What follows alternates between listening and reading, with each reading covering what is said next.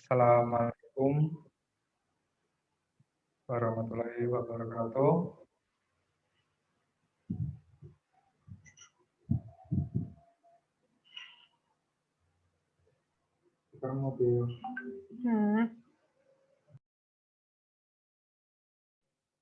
Assalamualaikum warahmatullahi wabarakatuh.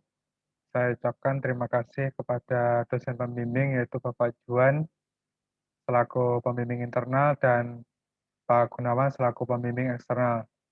Perkenalkan, di sini kami bertiga. Yang pertama adalah Mikuloron Pangestu dengan NRP 034 1174 06 kali 2 dan Anitya Rosmelia Pratiwi dengan NRP 034 1174 06 kali 05 kali 50 dan Medi Yanti Tresna Nagari dengan NRP 034 1174 05 kali 51. Berikut ini adalah laporan kerja praktik kami yang berjudul Akuisisi dan Pengolahan Data Geolistrik untuk Identifikasi Air Bawah Tanah, Studi Kasus Megal, Kecamatan Cepu, Kabupaten Blora, Jawa Tengah, Indonesia.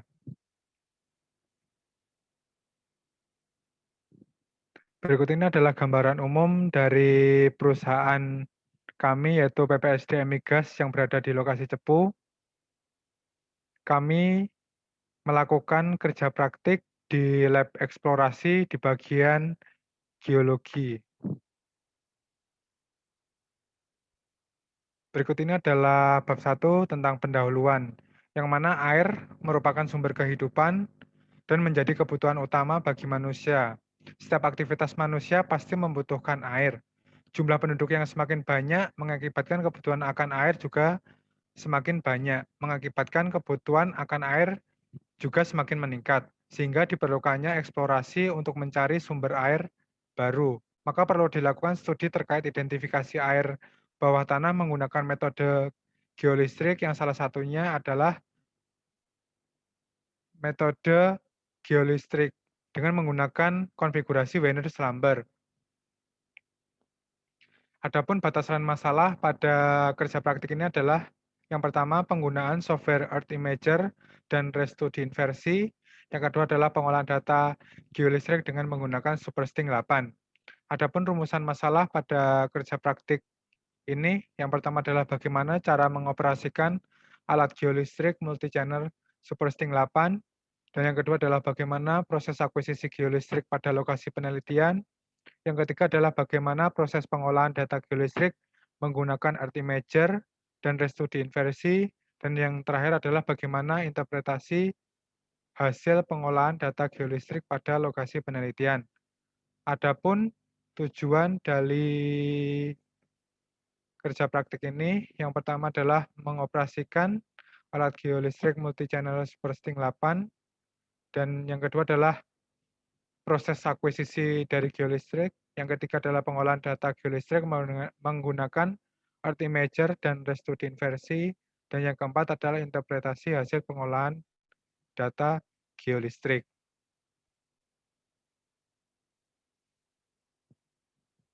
Berikut ini adalah tinjauan pustaka yang mana dapat dilihat pada gambar di sebelah kiri merupakan metode geolistrik. Prinsip kerja dari pendugaan geolistrik ini adalah mengukur tahanan jenis atau resistivity dengan mengalirkan arus listrik ke dalam batuan atau tanah melalui elektroda arus, kemudian arus diterima oleh elektroda potensial. Dan dapat dilihat pada gambar sebelah kanan itu menunjukkan nilai resistivitas. Berikut ini adalah geologi regional dan stratigrafi lokasi penelitian, yang mana lokasi penelitian ini menurut Van Bamelan tahun 1949 berada pada zona Rembang, yang mana pada zona Rembang ini stratigrafi pada daerah Cepu termasuk ke dalam stratigrafi Mandala Rembang tersusun oleh formasi batuan dari tua ke muda berturut-turut adalah formasi Kujung, formasi Propoh, formasi Tuban, formasi Tawun, formasi Ngerayong, formasi Bulu, formasi Wonocolo, formasi Ledok, formasi Mundu, formasi Selorejo, formasi Lidah, dan endapan yang termuda disebut dengan endapan Unduk Solo dengan tebal total cekungan sedimentasi sekitar 3.000 meter, seperti yang diinterpretasikan pada gambar sebelah kanan.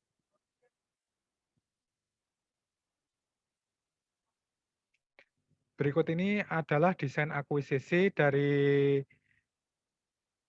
data geolistrik, yaitu di daerah Megal, Cepu, Kabupaten Blora, Jawa Tengah, di mana panjang lintasan ini sepanjang 168 meter dengan spasi elektroda sejauh 3 meter dengan penggunaan elektroda sebanyak 56 elektroda. Dan pada pengukuran ini menggunakan konfigurasi Wenner dan Schlumberger.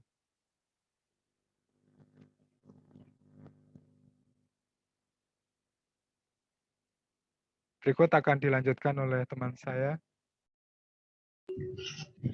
Berikut ini merupakan dokumentasi dari alat yang kami gunakan pada saat pengukuran di lapangan, yaitu kami menggunakan alat geolistrik Superstring R8, kemudian ada switchbox, ada test box, ada kabel elektroda, ada elektrodanya juga.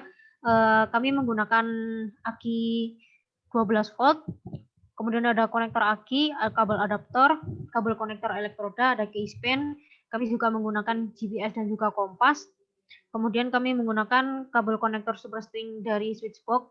Ada payung untuk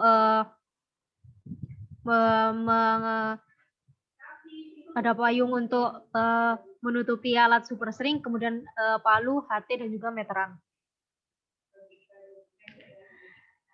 Kemudian skema kerja dari akuisisi data pada di lapangan kami, yaitu yang pertama kami menyiapkan alat dan bahan, kemudian kami membentangkan meteran, lalu kami memasangkan 56 elektroda dengan spasi sepanjang 3 meter, kemudian kami memasang kabel elektroda, dan kami menghubungkan kabel elektroda tersebut dengan switchbox.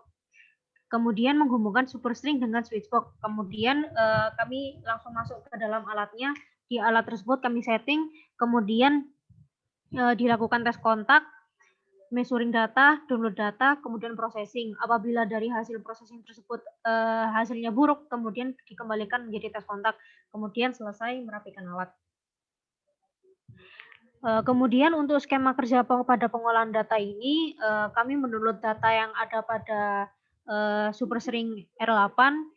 Di sini kami bedakan menjadi dua, yaitu kami menggunakan ResToDinV dan juga Artimager. Pada ResToDinV kami menginput data, kemudian memilih metode inversinya, kemudian dilakukan iterasi. Setelah itu didapatkan model penambang awal, kemudian didapatkan lagi model penambang yang telah diinversi, kemudian diinterpretasi. Untuk yang kedua, kami menggunakan software Artimager, kami menginput data, kemudian men-setting up inversion parameter, kemudian dilakukan iterasi dan juga inversi dan juga iterasi, lalu kemudian kami mendapatkan model penambang awal dan juga model penambang yang telah diinversi, kemudian dilakukan interpretasi. Berikut ini merupakan hasil pengolahan pada software Artimager. Yang di sebelah kiri merupakan konfigurasi Schlumberger, dan kemudian yang di sebelah kanan merupakan konfigurasi Wenner. Pada hasil pengolahan pada Artimager ini merupakan hasil inversi dari pemodelan yang menggunakan Artimager.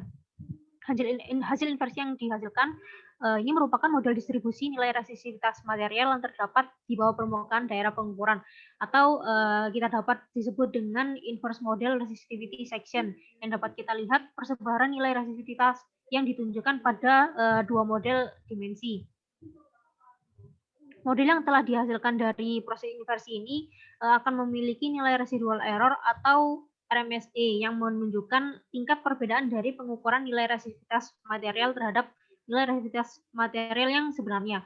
Kemudian semakin tinggi nilai RMS error-nya akan semakin tinggi mewakilkan kondisi sebenarnya di lapangan. Pada penggunaan dari pengolahan metode dengan Artimager ini, yang di sebelah kiri dengan konfigurasi Schlumberger,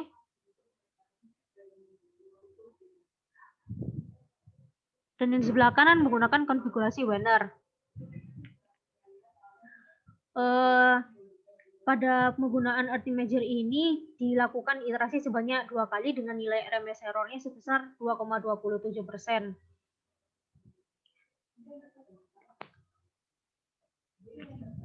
Kemudian dilanjutkan oleh teman saya. Berikut merupakan penampang hasil pengolahan pada software Restudinv. Pada hasil pengolahan dengan konfigurasi Wener pada software Restudinv dilakukan iterasi sebanyak 5 kali dengan didapatkan RMS error sebesar 1,36%.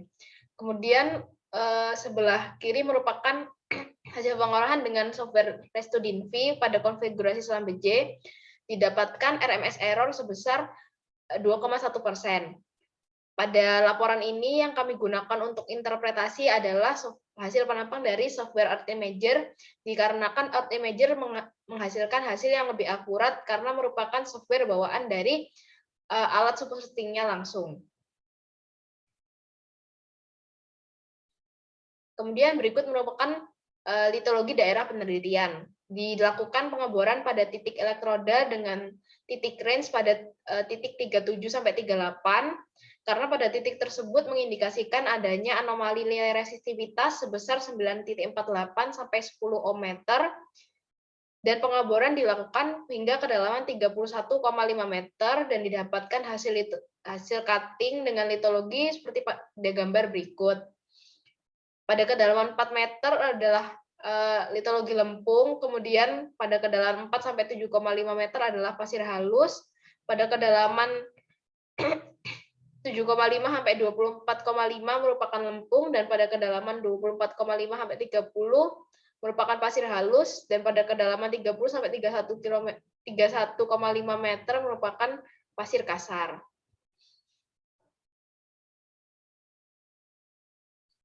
Berikut merupakan plotting hasil litologi pada penampang hasil Artimager. Didapatkan litologi sebagai berikut, yaitu lempung, lempung pasir, dan pasir kasar. Seperti yang telah dijelaskan bahwa pada kedalaman 0 sampai 4 dengan resistivitas 7,2 sampai 9,48 merupakan litologi lempung, dengan interpretasi merupakan aquiclude. Pada kedalaman 4 sampai 7,5 merupakan dengan resistivitas 7,2 sampai 9,48 merupakan lempung pasiran, dengan interpretasi merupakan akuitar. Pada kedalaman 7,5 sampai 24,5 dengan resistivitas yaitu 1,38 sampai 1,82 merupakan lempung, dengan interpretasi merupakan aquiclude. Dan pada kedalaman 24,5 sampai 30 dengan resistivitas 1,38 sampai dengan 2 diinterpretasikan litologi lempung pasiran dan merupakan akuitar. Sedangkan pada kedalaman 30 sampai 31,5 dengan resistivitas 1,38 sampai dengan 2 merupakan pasir kasar, dengan interpretasi merupakan aquifer. Berikut merupakan kesimpulan dan saran dari laporan kerja praktik kami, yaitu adalah berdasarkan hasil dari penampang yang didapatkan dari akuisisi data dan pengolahan. Batuan pada kedalaman 4 meter adalah lempung, pada kedalaman 4 sampai 7,5 meter adalah pasir halus, pada kedalaman 7,5 sampai 24,5 adalah lempung, pada kedalaman 24,5 sampai 30 merupakan pasir halus, dan pada kedalaman 30 sampai 31,5 merupakan pasir kasar. Berdasarkan hasil dari penampang yang didapat dari akuisisi data dan pengolahan, pada koordinat tersebut dengan nilai resistivitas 9,48 sampai 10 ohm meter diindikasikan sebagai zona air tanah dengan litologi batu pasir. Saran kedepannya adalah untuk memastikan zona air pada suatu daerah, sebelum melakukan pengeboran ada baiknya untuk melakukan crossover pada titik yang diindikasi sebagai zona air bawah tanah, sehingga dapat dibuat pemodelan 3D dan dapat diperkirakan luas dan volume dari zona air bawah tanah. Berikut merupakan dokumentasi dari saat akuisisi data lapangan dan pada saat drilling. Terima kasih atas perhatiannya. Wassalamualaikum warahmatullahi wabarakatuh.